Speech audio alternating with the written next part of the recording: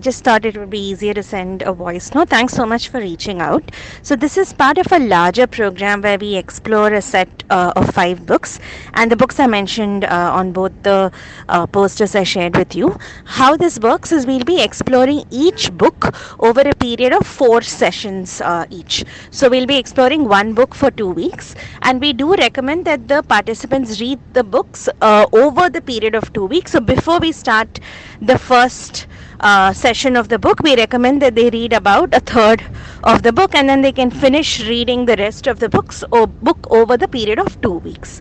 Apart from exploration of the book, what this program also provides you with is an opportunity to work on your own project, and this could be based on books but on different art forms. So, for example, if you would like to write, you can write your own novel, you can set up your own blog on books. If you're more of a visual person, you can write a picture book or a graphic novel, or you can actually design an illustrated version of an existing book. You could even design a logo or a picture that encapsulates your understanding of the different books that we cover in the program. We even had someone do this musically, where he converted what he understood from the book into different music clips. So that's the long-term project where we will be giving them mentorship.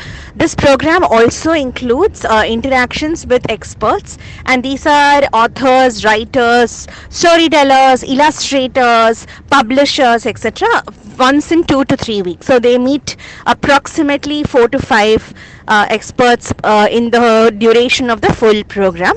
Finally, this also includes personalized feedback reports, which we give on 5 key skills. So apart from reading, we also believe that reading leads to many other different skills, and we focus on 5 specific skills: critical thinking, creativity, empathy, self-reflection, and collaboration. So we provide them personalized feedback on these 5 skills on a regular basis as well.